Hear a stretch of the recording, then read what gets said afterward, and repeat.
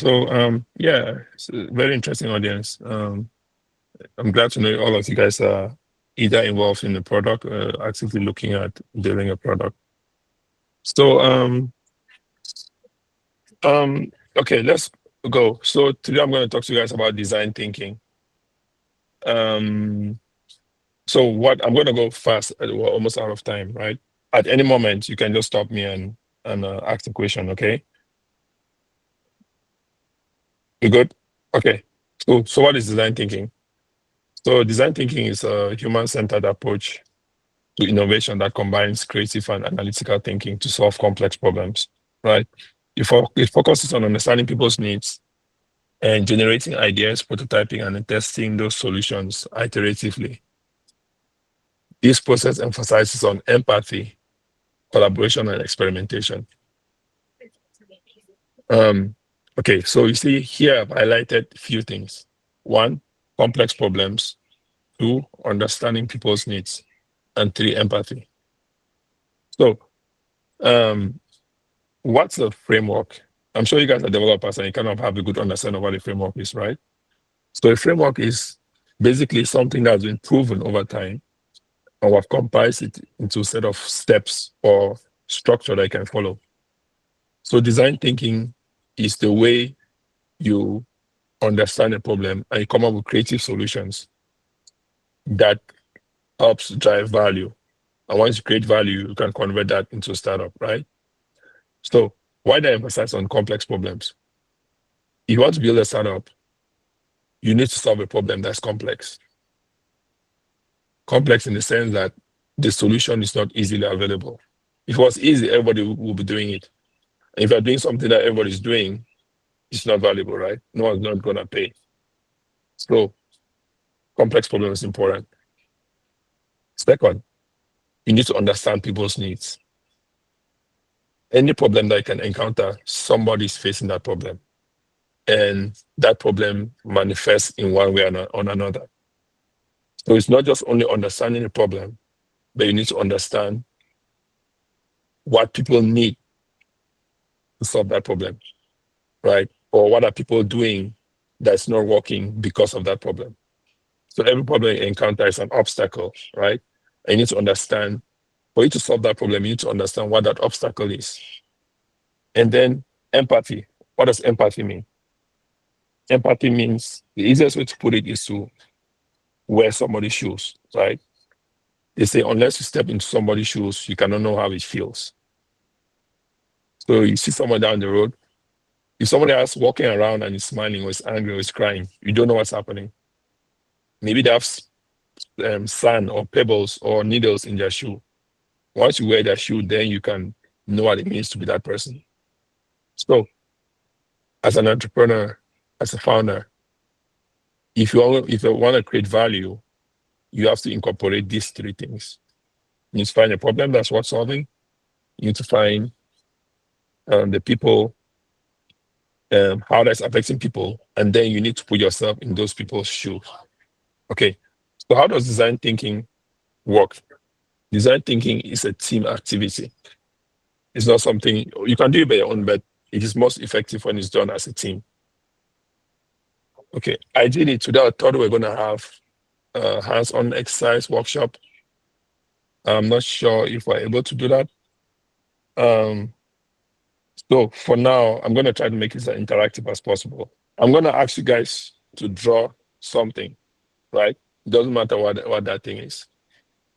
You don't have to be, it's not about the drawing, but it's about the idea you're going to draw. I want you to draw a present, a gift, right? What do you consider a present or a gift? Are you ready? Let's go. 15 seconds. Okay, stop. I'm just curious. Um, if anybody can share their screen and show what they drew, that'd be nice. If not, I want you guys to describe to me what each person drew. All right. If I understood you well, say we should draw something that we consider a present, right? Yeah. Yes. What did you draw? Can you see? I, I well, I don't know whether I can really snap it because I don't know how to draw very well. Okay. No, it's not about the drawing. Just tell me what it is. If you Okay. can show it, fine. You can. If you can show us, then put No, I your can just camera and show. describe. I If can not, describe. You can yeah, describe. describe it. Yeah. Mm. Uh, it's a pile of banknotes.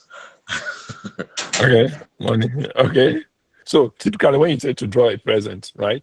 This is what most people think of. A stack of something, right? A present for everyone. Again, it depends on the culture, right? So, but the question is, nobody asks me, oh, nobody asks me who it is for and what is the event, right? When you're designing, when you're giving somebody a present, it's usually for something, right? Nobody asks me what is it for. Okay, now let's try the same exercise, but let's think of it in a second scenario. We're going to think of this: who is it for? What is the occasion? Why do they need it? And all of other limitations in your mind. Think of somebody specific. Think of something special or the reason for that present, right? Okay, let's try that again. So I don't know. I don't really know about. I think maybe a car inside the box. I don't know. Okay, basically, now that I say that draw a perfect present, you realize that it's different. For a present to be perfect, it cannot just be the same present for everybody, right? It might be your mom, your sister, your friend, whoever. The present has to be unique. Okay. So, what is design thinking? Let's go back to design thinking. So, design thinking is a six-step process that allows you to come up with creative solutions for complex problems, right? So, these are the steps. The first one is empathy. The one is empathy. That's the part where you empathize, you put yourself in somebody's shoe, right? You know what it means to look at the world in somebody's perspective. The second part is to define. After you've done empathy, you have understood the problem, you're going to state the problem very clearly. You're going to define the problem in a way that allows you to then tackle that problem and work on it. The third part is ideation. When you have gotten the problem very clearly and there's no more guesswork, you can then focus on generating ideas to solve that problem, right? And then the fourth part is prototype. This is the part now that I start building something. Once you've gotten an idea and you've come up with so many solutions, what do? You create one of those solutions into something that people can actually use or try to use, right? And then you cannot just take it to the market, right? You need to prove that it works. You test it, try it out with users, especially those people that identify that had that problem, and then you iterate. You try again, you learn, you improve it until it becomes the perfect solution, right? Okay. So the first part of this design thinking is empathy. So what does it mean to empathize? To empathize means to put yourself in somebody's shoe, right? You want to understand who has the problem. I want to understand it very, very deeply, right? That's the whole point of this talk today. So how do you go about this?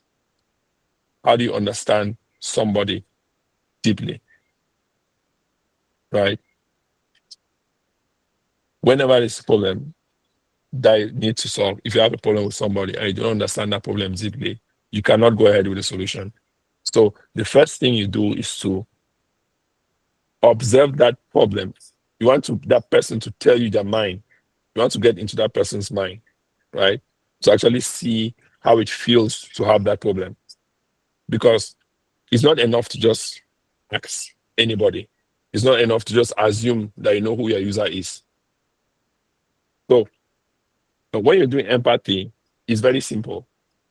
You have this framework that allows you to capture, it's called an empathy map, allows you to capture what somebody's saying, what they're thinking, what they're doing, and what they're feeling. So how do you capture this? It's by talking to people, right? Simple. If you're doing a startup, you're building a product, and there's a problem, you think that there's a problem that people are facing. You cannot just sit in your room and assume that you know, right? For example, we're working on a product recently in Cameroon that will have to do with lawyers. I'm not a lawyer, but I think that my assumption is that lawyers have a problem when it comes to maybe getting some legal information.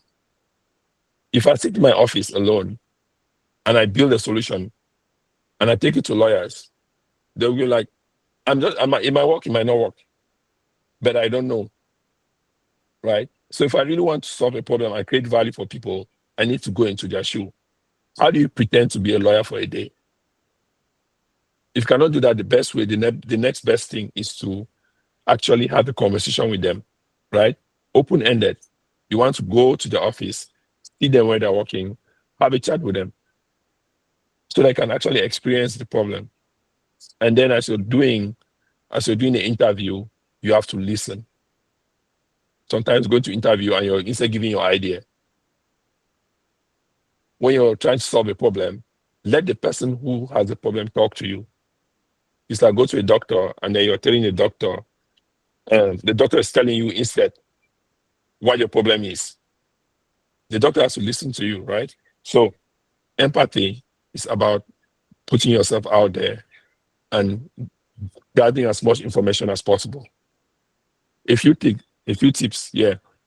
One, you want to record exactly what the people are saying. Don't try to paraphrase it immediately. Two, when they're saying, when they're talking to you, listen to them, look at the body language, right? Try to interpret what they mean. If it's not clear, ask them, what do you mean? When you say this thing is not professional, what do you mean? Then last, you want to capture their actions. For example, somebody is working on something and they're doing something. You want to capture that. The last one is you want to capture how they're feeling. This one, it might seem tricky, but it's simple. How do you know what somebody's feeling? If someone tells you that I'm hungry, they can say I'm hungry, but they don't actually mean it. Or they might say that I'm fine. They actually mean that they're hungry. So how do you get that feeling of hunger, or angry, or frustrated, or sad? You can tell that from the way the person is expressing themselves, from what they say, what they do, and then we're going to capture that. Once you capture that, you're going to have this map that is going to allow us to really, really understand that problem deeply. Any questions up to now? Okay, Demo. Excuse me, what is the difference between thinking design and domain-driven design? What's the difference between design thinking and domain-driven design? Yes. Okay, let me start with design thinking. Design thinking is a framework that you can apply to any problem you have. So basically, if you have a problem that needs to be solved, you do not know how to solve it, design thinking is your way to go. It's just a formula that you use to solve any problem. It could be a startup idea, it could be a problem with your wife, your sister, whatever. Any problem that you can solve, any problem that exists, design thinking is a way to solve that problem and come up with creative solutions to allow you to apply that. Domain-driven design simply means that you are following design principles that are geared towards a particular sector or domain or industry or something. You're following patterns that have been proven to work for a particular sector. Okay, let's proceed. So, empathy. Once you've empathized and have gotten to know your user, it's not enough to just capture the information. You need to make sense out of that information, right? You need to present that information in a way that is actionable, right? Talking to someone and getting an interview and get a bunch of notes, how do you then convert that into something that I can say, aha, this is a very clear problem? Because if the problem is not clear, how will you know when you have a solution for that problem? You see a lot of startup founders, today they're solving this, tomorrow they're solving this, tomorrow they're solving this. Because they're jumping around looking for solutions without actually having a clear problem. But if you have actually taken the time and you have done the work into actually identifying a problem, and then you're able to phrase it in a very clear and concise way that convinces you and your other stakeholders that this is a problem to solve, then you're on the right track. So how do you do that? It's called a problem statement. It's very simple. And this is the format. My user, a person, has this problem because of this thing that I found, because of this insight. right? So there are three parts to this thing. There's a user that we just talked about, needs a way to, a verb, it's an action or something, because something that, some insight or meaning that you have discovered.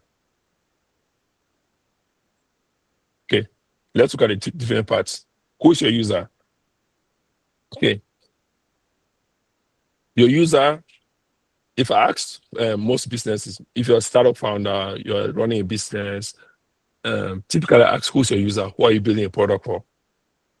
What they will say me, most people think my user is everybody, right? If your user is everybody, like we just discussed earlier, if your user is everybody, then it's nobody.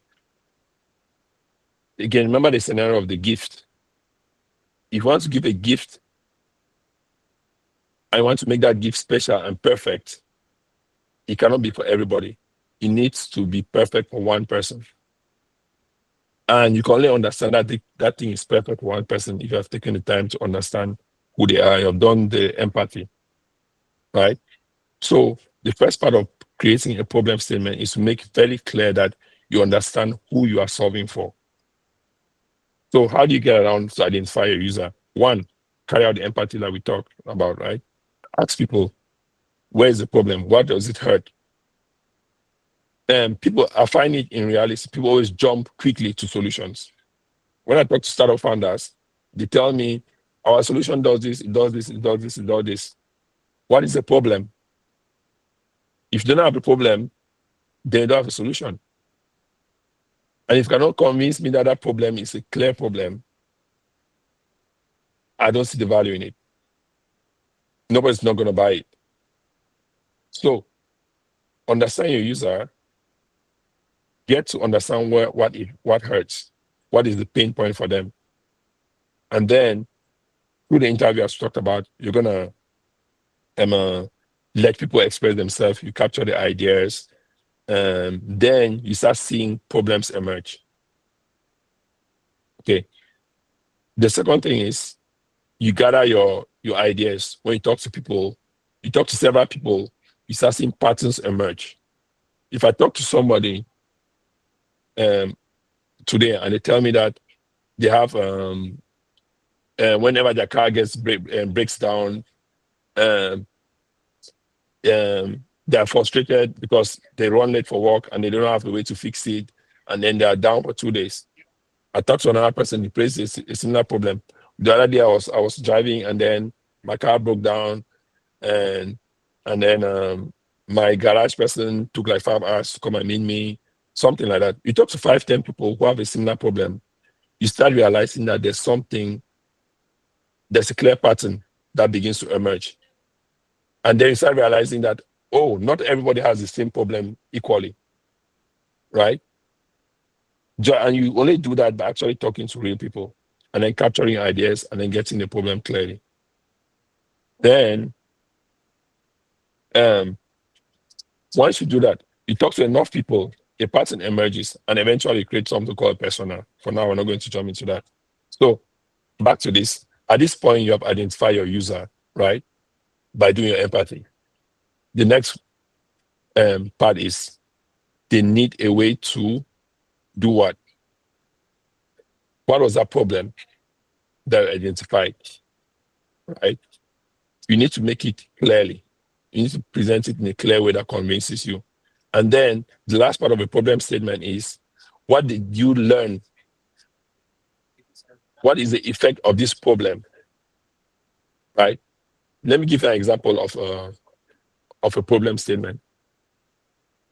I'm going to make it silly, right? Like students in Boya, right, need a way to get exact change or cash before entering taxis, because when they enter a taxi and give a note, taximen run away with their money,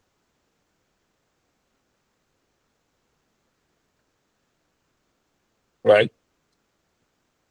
That's an example of the problem statement. It identifies very clearly students in Boya. right? I can even narrow down and say university students in Boya who take taxis to go to school every day. I can say that confidently because I've interviewed them. I've spoken to them. They've told me the problem in so many ways. I have stories. Somebody had a fight with a taxman because he gave them 1,000 and they didn't give him all the change. Somebody entered and the taxman ran away with their money and they didn't have food to eat. Somebody got stranded because the tax, stuff like that. I've spoken to enough people. I have enough evidence that that is a real problem for my users. They need a way to do what? From the problem, they need a way to avoid, right? They need a way to get clear change before entering a taxi. Because if you enter a taxi and give 1,000 francs, they don't give you change. So need a way to get cash or change before entering a taxi. Why? Because if you enter a taxi and you give the taxi man 1,000 francs or you give them a note, they'll go away with your change. Or you go and reach your destination and they say they don't have change and then the fight starts out, right? It's a simple problem, but I'm doing that for you to give you guys an example of how clearly you need to present your problem. Once you present the problem in this way, the solution starts emerging immediately. And whoever you're talking to, be your investor, your partners you're working with, your team, the idea is very, very clear. And it's obvious I need to move to the next part because I'm working on it. But here's the thing. If you're working on a problem and you cannot present it in a very clear and concise way in a problem statement, that tells me that you don't have a clear problem. I don't know who your user is and you're making it up. Either it's not a real problem that exists or you do not have enough information on how to define that problem. Now that you've identified the problem, you've identified your user, and you've defined the problem, the next part is to move to the ideation part. This is the fun part. So, what is ideation? Ideation is a method by which you generate ideas or generate solutions to a problem that you have identified. Right? If you have a problem and you've defined that problem clearly, then you need to start finding solutions for that problem. Right? So how do you come up with creative solutions? Right? How can we come up with creative solutions for a problem? Okay, another quick exercise. I'm going to show you guys an object. It's got 1,000 uses. I'm going to show you guys an object. I want you to list me as many uses as possible. Ready? Let's go. Oops. In the chat, list as many uses as you can for this object. When we look at it, when I show you an object, what's the default?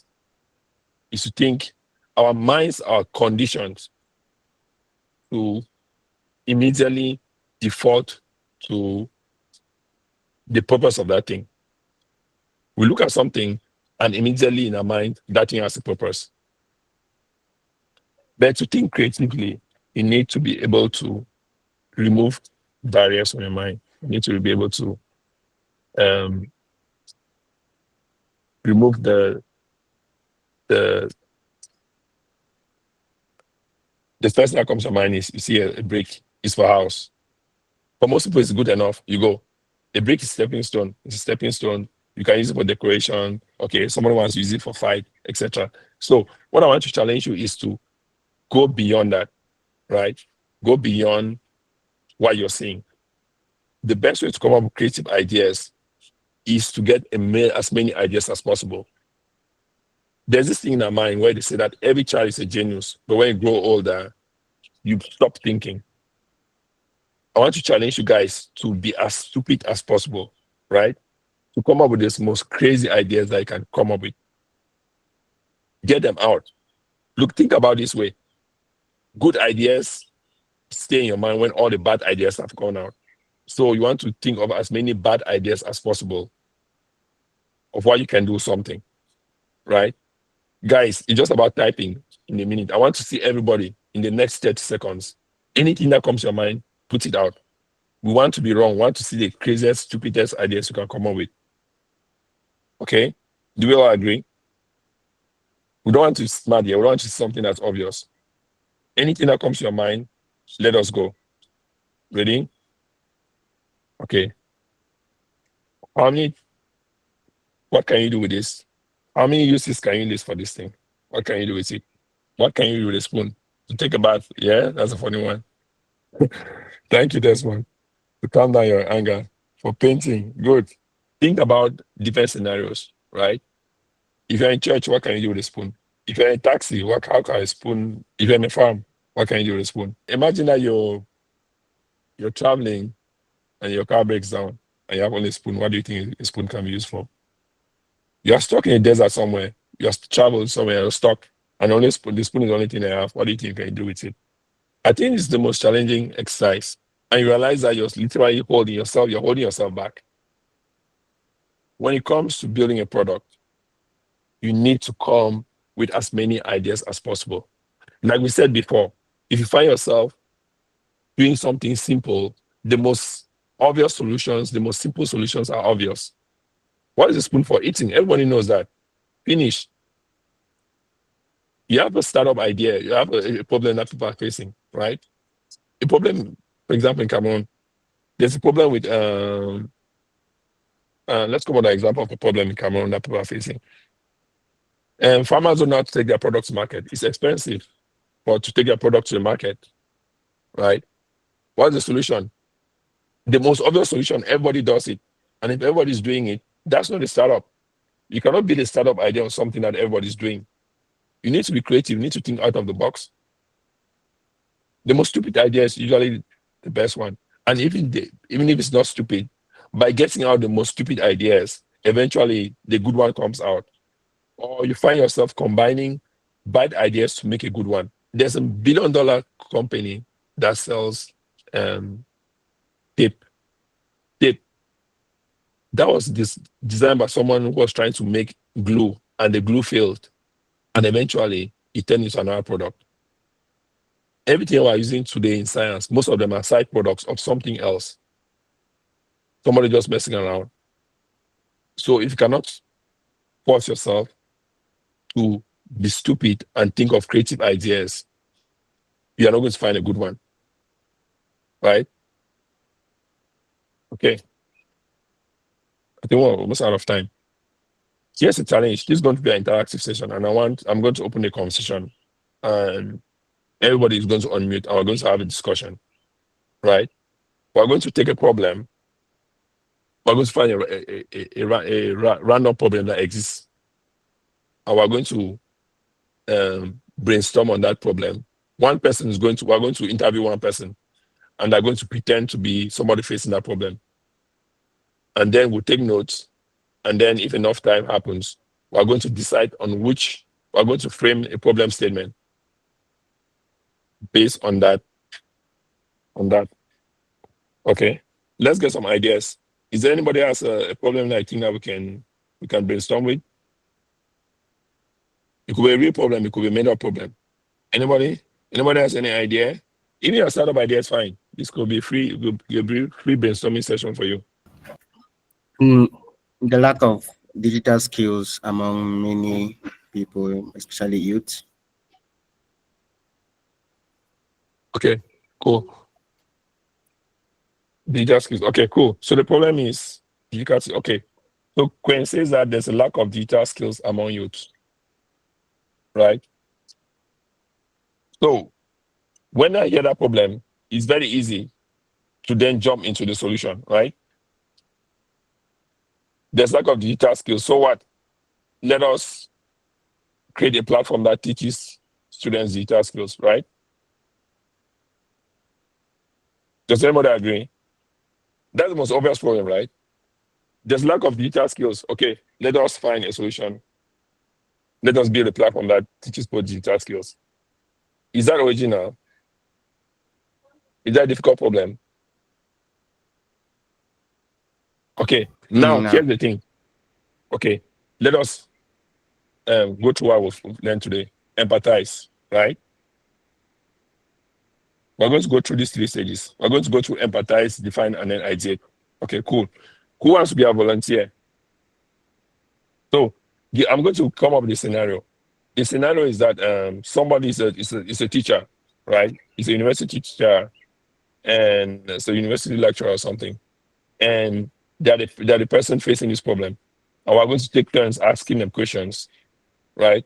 And then it's going to allow us to get some more insight into what that problem really, really means for them, so that we can come up with a unique solution, which is not just building a platform for learning. Boris, as a university lecturer in a university that teaches physics, can you tell us how your students experience this problem?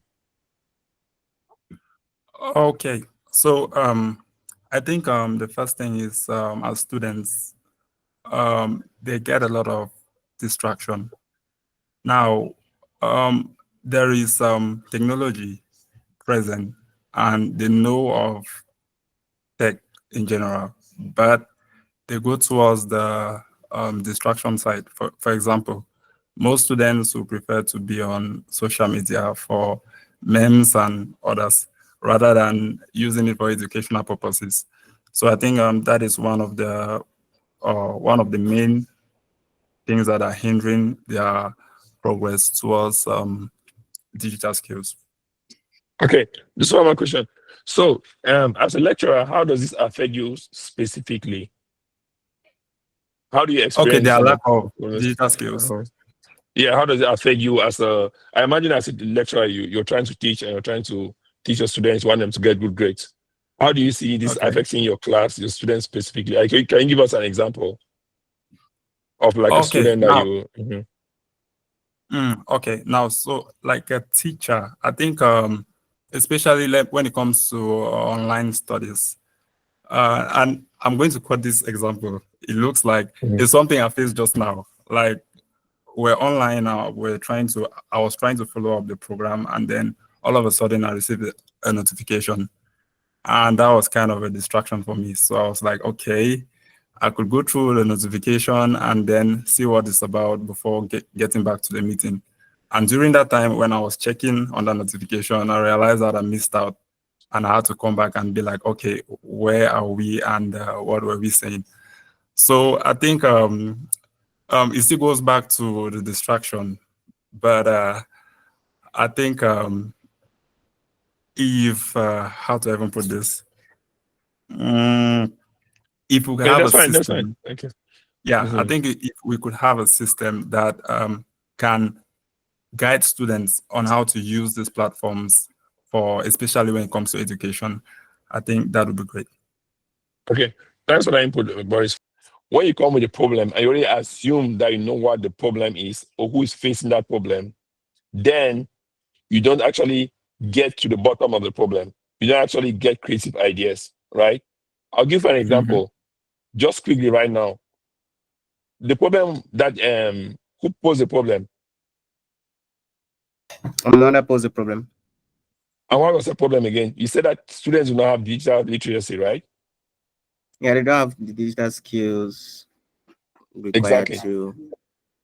But by talking to Boris just a few minutes, what are we already finding out? We're already going to a different direction. We're already realizing that distraction is a bigger problem, correct? Yeah.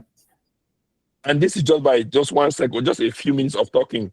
And then we're not saying that that's a problem, actually. But we're saying that when you start with assumptions, you're going to jump to assumptions and you actually get a real problem.